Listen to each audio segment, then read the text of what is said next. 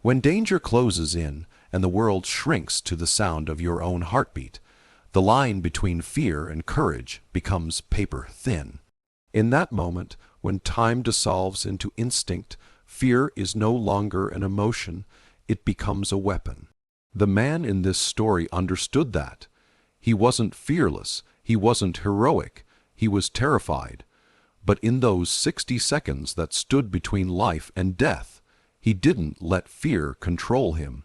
He sharpened it. Fear became his compass, his focus, his clarity. It was the trembling edge that cut through confusion and hesitation. While others would have panicked, frozen, or surrendered, he used fear to survive. Because the truth is simple, courage isn't born in calm moments. It's forged in panic, pressure, and pain. We're taught to see fear as weakness, as something to hide, something to fight against. But that's a lie the world tells to make bravery look effortless.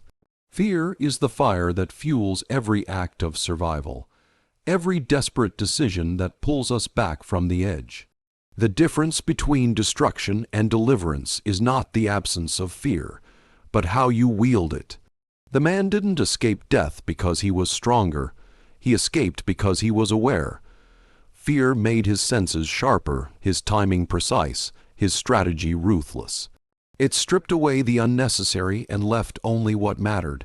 Act or die. That's what fear does. It removes your illusions and forces you to face truth without comfort. In those 100 heartbeats, he realized something profound. Fear doesn't paralyze you if you learn to respect it. It teaches you to read the room, to measure every breath, to see every exit. Fear is not chaos, it's data. It's information your body screams when logic fails. Every drop of adrenaline, every surge of panic, every instinct to move, they are not your enemies, they are your allies. He didn't use the most feared man as a shield out of cowardice. He did it because fear taught him that survival sometimes demands the unthinkable. That in the hierarchy of instincts, morality bends to the law of existence. You live first, you think later. The bravest people in history were not those who felt no fear. They were the ones who felt it completely and still moved. Soldiers before battle, rescuers running into fire, a man with 1 minute to protect himself, all of them heard the same voice of terror inside, and they chose to act anyway. Fear reminded them of what was at stake: life, love, legacy. It's fear that makes your heart beat louder, your body stronger, your focus sharper. Without it, courage has no shape. Without it, survival loses its edge. Fear is not the darkness, it's the torch that cuts through it. So the next time you feel fear creeping in, don't run from it, study it. Let it teach you, guide you, sharpen you. Fear is the proof that you care about living, about fighting, about winning. It's the invisible hand that pushes you to adapt when comfort would rather see you fail. The man in that moment of desperation discovered a truth that most people never learn. Fear doesn't make you weak, denial does. Fear will whisper the path to safety if you're willing to listen. And when the moment comes when the seconds are few and the stakes are high, remember this: the sharpest weapon you'll ever carry isn't steel or strength. It's the fear that refuses to let you fall. 1 minute, 60 seconds. It sounds like nothing, a blink in the rhythm of time. But for a man standing between life and death, a single minute is eternity. When the clock begins to count down, seconds become louder than thunder. Every breath feels like a decision. Every movement becomes a gamble. In that 1 minute, the man in our story didn't have the luxury of thinking, planning, or hoping. He had to act. One mistake, one hesitation, one heartbeat too late, and everything would end. Yet within that single minute, he made a choice that would change not only his fate, but the story itself. Because life doesn't give you hours to be brave, it gives you moments. And what you do in those moments defines everything that follows. We often think that transformation takes time, that to rebuild, recover, or become something new, we need months, years, or decades. But life doesn't wait for slow epiphanies. It tests you in flashes, in choices made when panic replaces thought. That's what that man faced, a single minute that demanded everything he had ever learned, feared, and believed. In that compressed window of chaos, he didn't have time to calculate morality or appearance. He had only instinct and consequence. And yet, from that single act, a new version of him was born, not because he wanted to change, but because life forced him to. That's the truth about 1 minute. It doesn't just measure time. It measures who you are when you have nothing left to lose. Every person carries such a minute inside them, a moment when the world collapses into decision. For some, it's a phone call that changes everything. For others, it's a crossroads, a betrayal, a revelation. It's the second you choose to fight back instead of surrender, to speak instead of stay silent, to act instead of wait. That man's minute was filled with fear, blood, and desperation, but beneath it all was clarity. He realized that time doesn't create heroes, pressure does. It's when the walls close in, when hope runs thin, when your heart races faster than your thoughts, that's when you truly meet yourself. And in that single minute, stripped of comfort and control, he found something raw, something pure, the will to survive. The irony of time is that we never appreciate its weight until it's running out. We waste hours scrolling, talking, worrying, and then when one real minute arrives, we panic. But imagine if we lived every minute as if it carried that same gravity, that same urgency to matter.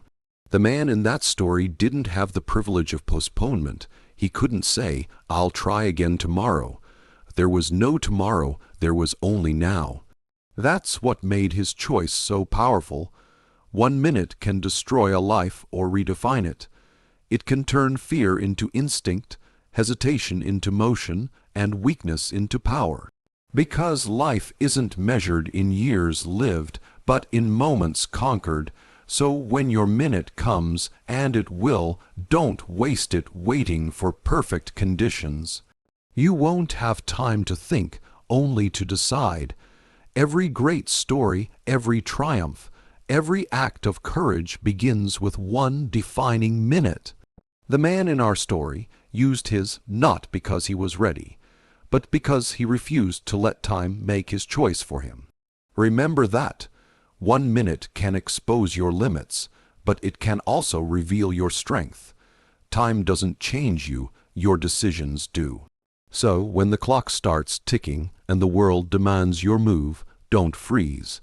Don't hesitate, because in 60 seconds you can rewrite your story or end it.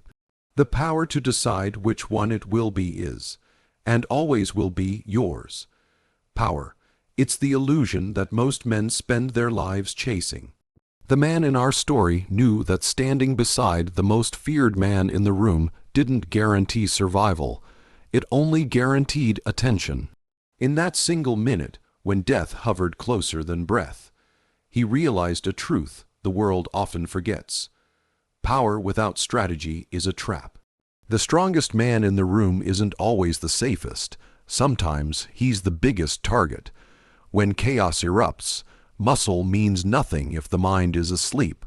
The man didn't stand behind power because he believed in it. He stood there because he understood how to use it. Strategy is what turns fear into survival, chaos into control, and instinct into action. Without it, even the most feared man becomes another casualty of pride. We live in a world that worships dominance, louder voices, bigger titles, greater displays of control. But power without foresight is like fire without direction. It burns everything, even the one who holds it. The man beside the most feared didn't mistake volume for strength. He saw the cracks in the armor, the flaws hidden behind confidence. While others trembled before the symbol of terror, he studied him. He watched, calculated, and waited. When the moment came, he used not strength, but placement, not violence, but vision, and that's what saved him. Power can shield you for a moment, but only strategy can guide you through the storm. He didn't survive because he was the strongest. He survived because he understood that every giant has a blind spot. The world teaches us to fight for dominance, to overpower, to win through force. But history belongs to those who knew when to step aside, when to wait, and when to strike. The greatest kings weren't the ones who conquered with armies. They were the ones who ruled with patience and perception. Power makes you confident, strategy makes you effective. The man in that moment understood that the feared man beside him was a tool, not a savior. He didn't depend on borrowed strength. He used the presence of power to conceal his own intent. That's what real intelligence looks like, using what others worship to build your own escape. Because power impresses people, but strategy outsmarts them, there's a difference between authority and awareness. Authority is loud, it commands obedience through fear. Awareness is silent, it commands respect through results.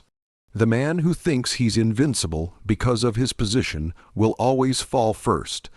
The one who plans in silence will rise after the dust settles. That's the paradox of control. The more you depend on power, the less control you actually have. Power attracts enemies, envy, and exposure. Strategy, on the other hand, attracts opportunity. The man in our story survived because he thought 3 moves ahead while everyone else was thinking about one. He used fear not as a wall, but as a map, and that's how he found a way out when power crumbled. So remember this: power can protect your body, but strategy protects your future. Strength can dominate a battlefield, but wisdom decides who walks away from it. The man with strategy doesn't need to be feared. He needs only to be underestimated. Because in a world where everyone wants to look powerful, the smartest person is the one who looks ordinary while quietly winning. The most feared man was strong, but the survivor was clever. Power makes you visible. Strategy makes you victorious. So the next time you find yourself surrounded by those who roar and threaten, don't compete with them, calculate them. Because in the end, survival doesn't belong to the strongest or the loudest. It belongs to the one who knows exactly when to move, when to wait, and when to strike.